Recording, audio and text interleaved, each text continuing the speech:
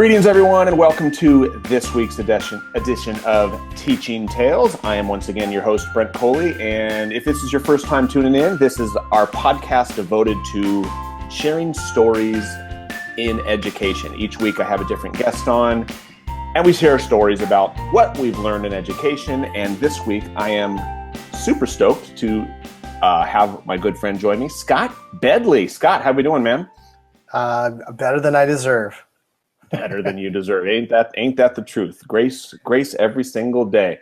Every day. Well, Scott, thanks. I'm on spring break. Are you on spring break yet? Right, I'm on spring break, and my spring break lasts actually 3 long weeks.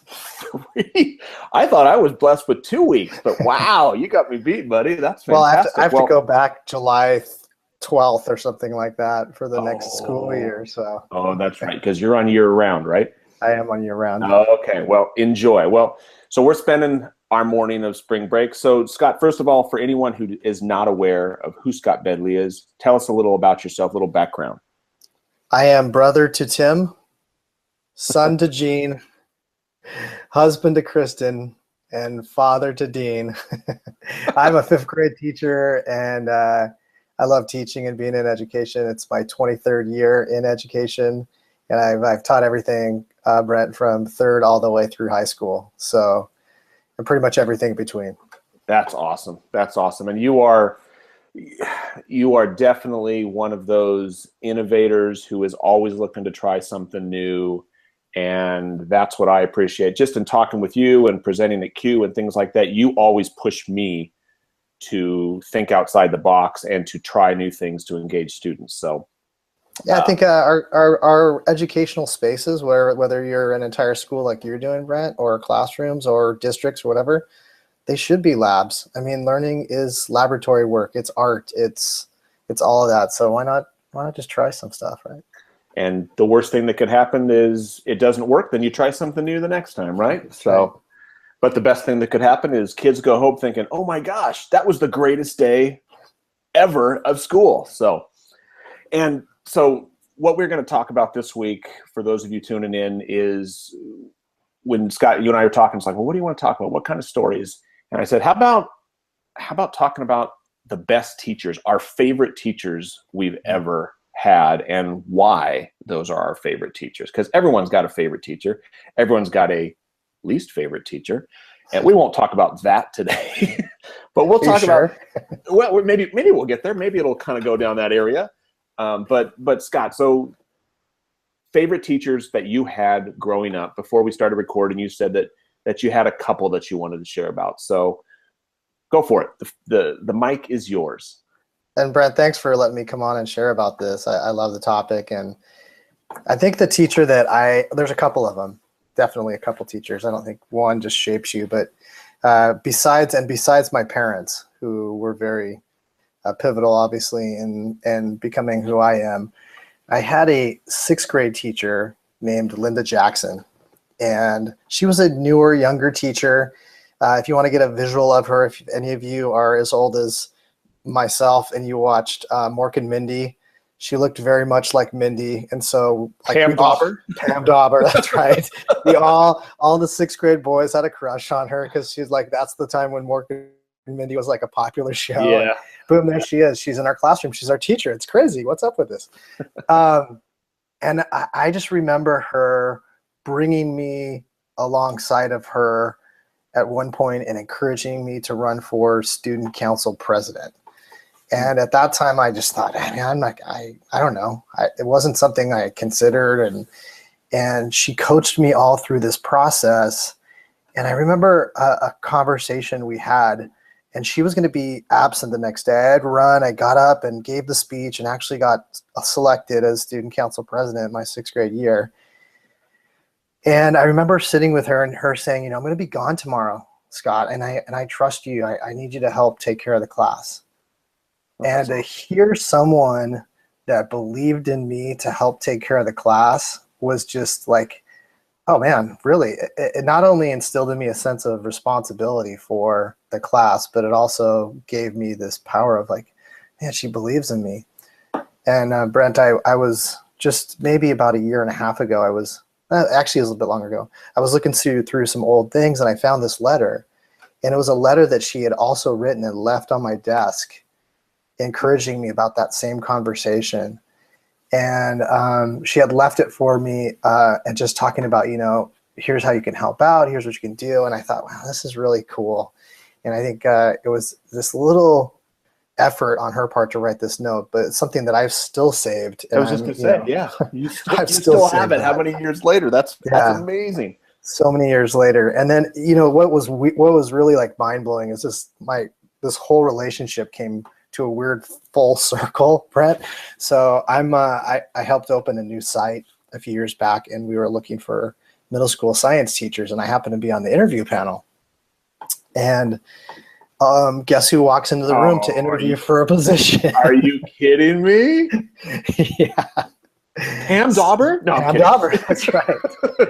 She was now Linda Brooks, married, and she walked in, and I saw her, and I'm like, she's hired. Like, she is everything. She was like one of those people, one of those teachers in my life. I'm like, let's just give her the job. So I was clearly biased right from the get-go.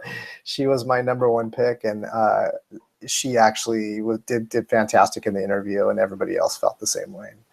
It was really amazing to get the chance to teach with somebody who was, to me, such a huge influence on my attitude towards learning. Uh-huh. So it was really cool. That is tremendous. That is wow. Yeah, that's very cool. I do think she was a little bit worried when she saw me sitting across there. She was probably thinking like, I hope I was really nice to him. Yeah. How was I with him last year? But little did she know, or at least at the time, that, like you said, you're hired before. Brent, it makes me think too, like, sorry to interrupt you. It makes me think too, like, all those relationships that you're building, whether they're positive or negative, if you're out there teaching, those can come full circle real fast. Yeah. Whether it's like going into a restaurant and you happen to see that student that you showed a lot of kindness and compassion to, and they're your server, or maybe somebody you weren't so nice to, coming full circle there. And so it's really shows you the power of the position that we have, and how important it is to care for those relationships. And when you do mess up and you say something that maybe you didn't mean to, you're grumpy or whatever happens, to go to those students who are people and apologize authentically, and just repair that relationship like you'd have to do with anyone in your life. Yeah, no, absolutely. That's and episode 10, if anyone's listening, you have not listened to episode 10, it's all about what you just said, apologizing. When you blow it, not if you blow it, but when you blow it, own it. And there's such power in apology. I had a fourth grade teacher who, when I was thinking about like, well, who really stands out, I had a ton of them. But my fourth grade teacher, her name was Mrs. Olson, and she created, and it's one of those things. I mean, when you go back to your teacher, do you like remember the classroom and everything? I'm assuming. I remember the exact spot where it was. Everything. It was off of this quad, and there was 4 classrooms and this like stared down pit in the center. I remember it vividly. Definitely. Yeah, mine's exactly the same way, and I mean, I could almost like sketch it right now. It's that vivid. But what I remember from her class in 4th grade, it wasn't like, if you said, what did you learn in 4th grade? Like standards wise, I don't think I could tell. I mean, I don't remember any of the like academic lessons, but what I remember is she created experiences. And one of the most vivid things, she created a classroom environment that was so nurturing and a place where I wanted to be. Every day after lunch, she would read aloud, like a lot of teachers do, like they'll do a read aloud or something. What she did is she had all the kids come on the front carpet. She would sit in a chair in the front of the classroom and she would read, which again, a lot of teachers do. But what I remember, the students, we would get in rows and we would scratch each other's backs. So just picture like a semicircle of kids. It wasn't just a mass of students. It had like rows, almost like the plumes of a peacock coming out.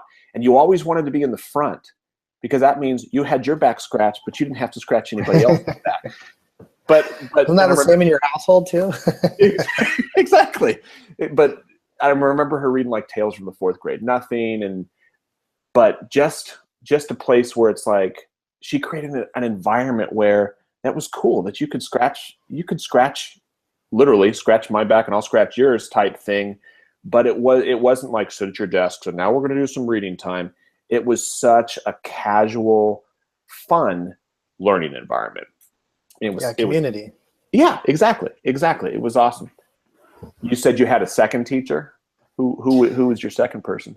Yeah, you know, and I have a couple. I'm going to jump to high school, and then I have one more if we have time to jump to college. Yeah. But there was a couple really amazing teachers. There was a lot of amazing teachers, right, when you start thinking back and reflecting on it. But there was two particular teachers, and I'm going to talk about one of them, and his name was Rick Lara, and he was our high school speech teacher. And the great thing about Rick was that he pushed everybody out of their comfort zone and broke down all the click walls that are so prevalent, like at high schools where people separate, right? Mm-hmm.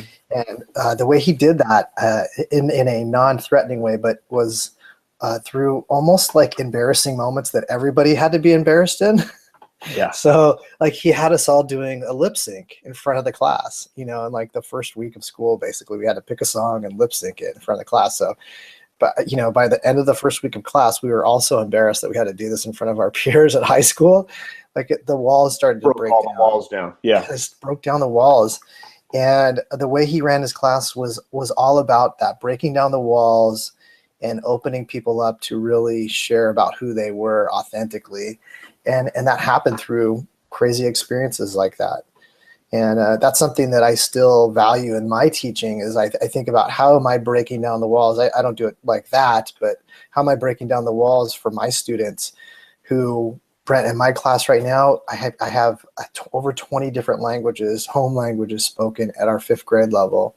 Wow. And so how do you break down those cultural walls and get us to love and care and appreciate each other and the cultures that we have? And so you're always kind of like looking at those walls, and then you think bigger picture, like how do you do that amongst your peers, and how do you do that even globally? How do you break down those walls and connect people? And so I think it's something that's always in the back of my mind when I'm processing through kind of a lot of the things I do related to education is what walls are there and how do we break those walls down?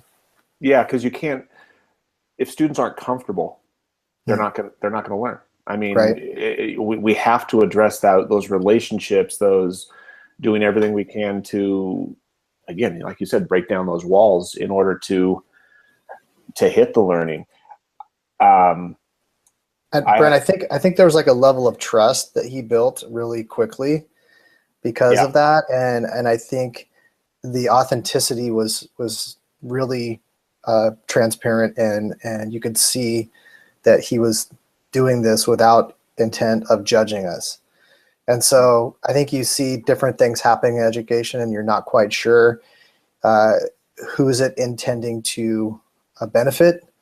And I think that's where I always look at different things that are happening, movements in education, and say, okay, so really who's benefiting from this? Do I trust this movement, or is this a movement that I need to stay away from? And we see this throughout life, not just in education, but everywhere. It's like, you know, why should I trust this movement? And so I think that trust is super vital. Oh yeah, especially at that, like you said, in high school. Well, yeah, everyone, but I mean, geez, okay. middle school and high school is that time when peer influences and peer relationships are so so, but you don't want to look like a fool in front of your, but like you said, no, but we all had to. And you all did. He said, like, we're all going to look like a fool, so nobody's a fool because we're all in it together. That's awesome. At least the inertia fell towards that, right? So when the inertia moves in one direction, you want to be on the side where the inertia is moving to. I think that's what prevents people from change, is the inertia falls towards keeping things the same. And if we can get to the tipping point on things, then the inertia pushes us towards change. Yeah, that's when things progress. It's like karaoke.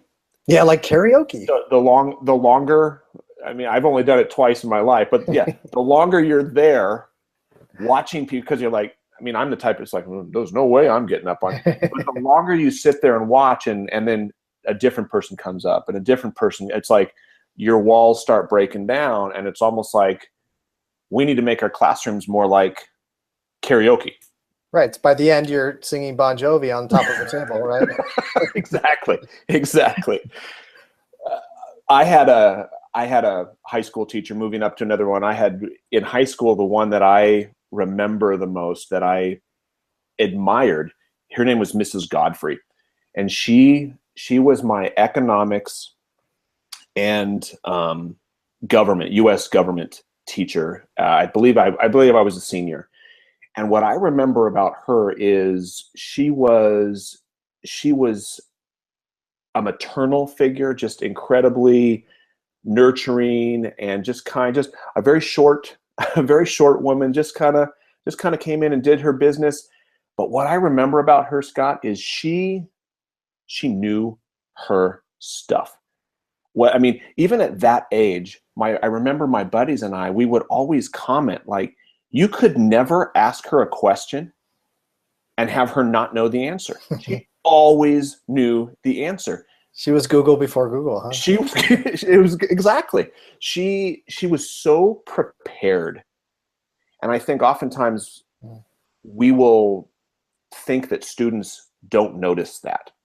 And even as a 17 or an 18-year-old kid, I noticed, and my friends noticed, geez, Mrs. Godfrey, she's coming to class prepared. I never remember her like reading off of cue cards or even reading off of notes. She always knew her stuff. And I think, yes, there are going to be times when we improvise, or where we should improvise. I mean, things aren't going the way they should. I mean, kids aren't getting it, so we're going to need to adjust on the fly. But the lesson I learned from Mrs. Godfrey is if you come in totally unprepared and think, well, I'm the teacher and they're the kids, and they're going to know. They're going to know, because the opposite was true. When she was totally prepared, I knew. And in addition to being totally prepared, what I remember about Mrs. Godfrey was her mannerism with kids, because in a government and economics class, there were some, as most classes, there were some knuckleheads in there who were not always behaving as they should. And I remember she was firm, like she ran a structured classroom, but she did it in a way, she never yelled at kids. She did it in a way that was respectful, that it's like, hey guys, this is my expectation and you need to meet it. And if you don't, there's going to be a consequence. But she did it in a way that she never dressed anybody down or anything like that, as too often happens, I think, sometimes. Especially, I think, in the upper levels. You hear these stories of high school teachers cussing kids out and stuff like that. So, yeah. I think you kind of get what you put out there. If you're respectful to kids in general, they're going to want to be respectful back. And if you're disrespectful to them, then certainly, especially at high school, they will. You embarrass somebody. You embarrass them in front of you embarrass somebody in front of their peers. It's not going to be good. No, not going to be good. So, did you have a college person too? I did. Do we have time for everyone? Yeah, go for it. Go for it. I can't not mention. Did I say that right? That's a double negative. And that's appropriate, because he was an English professor, and I decided to get a minor degree in English so that I could teach high school English if I wanted to. And I remember going through like an advanced grammar class and just struggling. And then I finally had him in a creative writing class, and it was a very small school, and he knew all the English majors because they would have him several times, right? So Keith Ewing, Professor Ewing, I had him in a class, and I turned in this writing, and I remember getting a note when I got the narrative. It was a narrative back saying he wanted to see me. And I was like, oh my gosh. College professor wants to see you? What in the world? And he said, make an appointment with my secretary for some office hours and come in and see me. I'm like, is he going to tell me I need to leave the class? Am I horrible? Like, oh my gosh. And I was totally sweating it. It's probably like 2 or 3 days later. And I go up to his office and he's sitting in there, and very, very collegial kind of office. It's got one window. I can still picture it. He's a painter as well. He had some of his paintings on the wall. I mean, he was a Renaissance man if there ever was one.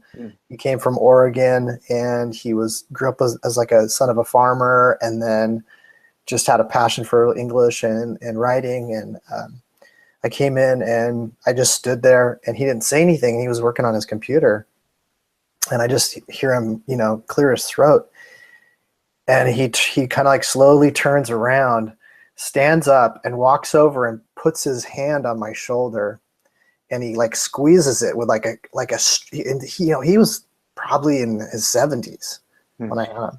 Squeezes it with this strong farmer hand, like that kind of real strength, and just like almost buckles me and takes this deep breath. And now after I've gotten to know him and have known him for a long time, he just take this long. And then you're like, what is he thinking? And I'm sitting there and I'm like, oh my gosh, what is going on? And he just looks at me. He says, where did you come from? He's like, that story was amazing. How come I haven't met you before? And he starts going into this. And I was like sitting there so panicked, and he's telling me about the story they wrote and how great it was. And I'm almost like in this fog because I was so paranoid coming into that point. And the thing that really made an impact is he saw something in me that I think others hadn't seen. Not only did he see it, but he took the time to meet with me and encourage that in me. And from that point forward, we built a relationship. He would actually share some of his writing with me, which I think was fantastic, to share some of his personal writing and poems and narratives with me, and I would share with him. And it became this really kind of like more collegial experience than it was like professor and student. But all the time I was just like, he's brilliant, this mentor, and he's doing, just guy was an amazing man. And I'm just so thankful I got a chance to have him as a professor. And had I not decided to do that minor in English, I would have probably missed out on that relationship. But that somebody seeing and identifying something in you that you have never seen, I think, is a huge part of being a teacher, and something that I try to do is and point that out to kids when I see something special about them. Oh, absolutely. That just not a teacher I had, but yeah, I had a student who was an incredible writer. Going back to your story, he was in he skipped 4th grade and went straight to 5th grade. So this kid was like 9, and he on purpose. I'm just kidding. Yeah, exactly.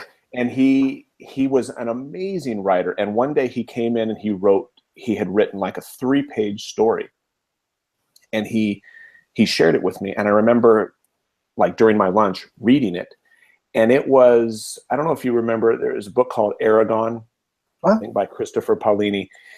He was big into that book, and I'm reading this, and it's like in the world of that story. And I remember asking him, I said, Austin, I said, is this like a report based on, and he said, no, it's like, it's an original story based in that world. And it was perfect. I mean, it was so good. Fast forward, he left in October. He moved. His family moved. So I only had him for a couple of months, but I remember pulling him back to my desk at the end, and I said, like, Austin, hey bud, I am going to miss you. You have been such a pleasure to teach. So Austin, I need you to promise me something. I said, when you publish your first book, I said, you need to sign my copy. And he kind of smiled and started to giggle. And I looked him right in the eyes and I said, I'm not kidding. I said, you have that gift. You have that talent that when you publish, I'm going to buy it because I'm going to support you. But you got to promise that you will sign my copy. So, I mean, and I've looked this kiddo up on the net to try to find him, but truly he was that good. So I'm hoping that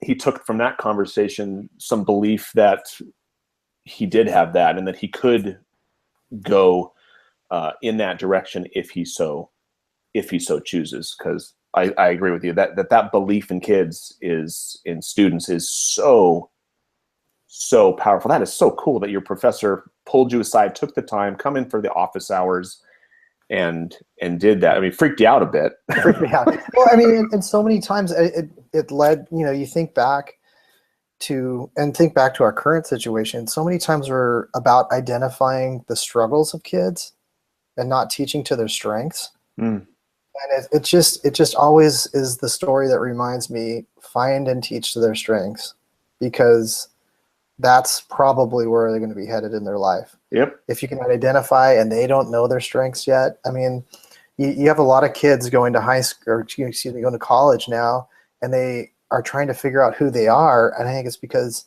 no one that they trust has ever said, you're really talented at this. Or they've been led down a road that somebody else has wanted them to be talented in that maybe hasn't been their passion and their talents. Yeah. So to have somebody there that's kind of pointing out those things in maybe different voice than they're hearing in the past, or from wherever, I think is important. Yeah. Find something you love to do, and you'll never work a day in your life. Isn't that how if you say so, I believe you. That's not me. I'm not that wise. So, well, awesome. Scott, thanks, man. I really, really appreciate it. I enjoyed it. Love the stories that you shared. I'm sure our listeners, mom and dad, my mom and dad did as well. So my mom and dad might listen to this one as well. Oh, there we go. That's right. Well, only because they know Tim was on earlier. They're gonna have two sets of moms and dads listening to this one. So, well, thanks again. Where can anyone who's listening find you online? What do you got going on online? You can check me. My personal Twitter is SCOTTEACH Scott Each. But